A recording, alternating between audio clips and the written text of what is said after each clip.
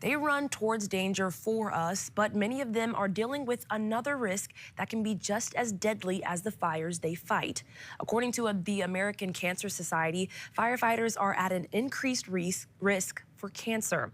I sat down with 5 active and retired Grand Rapids firefighters who have all been diagnosed with the disease.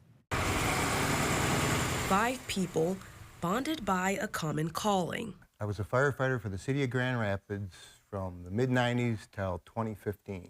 I've been a firefighter, I'm starting 31 years. At 17, being a fireman sounds great. I've been here in Grand Rapids for my entire firefighting career. I was a firefighter for 34 years, 3 months, for the Grand Rapids Fire Department.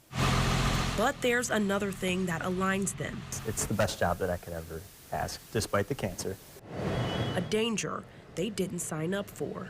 I was one of the ones diagnosed with thyroid cancer. It's called pancreatic neuroendocrine tumors. My official diagnosis came in July of last year.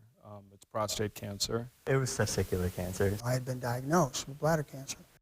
5 City of Grand Rapids bravest, a combined 130 years of service. Most of my years on the fire service, I actually served in the community that I grew up in. I can't imagine doing anything else right now. There's not one call that's the same. And it's gratifying, and yet it's heartbreaking. Each diagnosis different, yet every journey bearing the same starting place. You're on the job. Cancer is more likely to kill you than anything else that you do. It's a protected clothing, for instance. They found out that there's PFAs in there, you know, and so we're running around basically with cancer suits on. The International Association of Firefighters cite cancer as the leading cause of line-of-duty death in the industry. When you're young and you're driven to do a job like this, you do think that you're invincible. Marcinda, who teaches a class on the dangers associated with the job, told News 8 this invincible mindset is hard to dismantle, especially since its foundation was laid decades ago.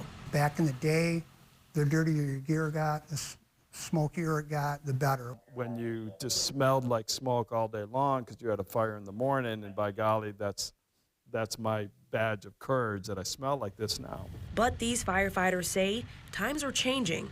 There's more education and awareness around the matter. So we wrote a grant. GRFD Battalion Chief Kathleen Thompson told News 8 as the former wellness chief, she led the push for ultrasound screenings for the department. Through that screening, found a lot of issues, but we found 8 people with cancer. We found 2 testicular, 4 thyroids, a confirmation on a prostate, and then one of the female firefighters had ended up with a total hysterectomy. Thompson being one of those 8.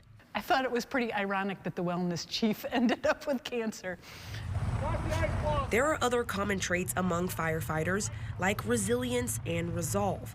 That resolve is what led Edward DeMagd, whose cancer is terminal, to host a 5K with the goal of raising money for pre-screening, along with a group called Neighbors United. I didn't really get involved till I found out they were broadening their scope to create opportunities for early access and early screening, because that is what's going to save lives. He says along with completing a 5K in every state, by December I'll have finished the last one in Hawaii. He wants to spend the rest of his life giving back to the brother and sisterhood that gave so much to him. I've had a good life. I've had a good career. Every single one of them here has risked or continues to risk their lives for their communities, and their biggest community, of course, is the firefighters that they serve with. These men and women who are among the first called are now asking the community they serve to answer theirs. Usually we're the ones that try to help solve the problem, but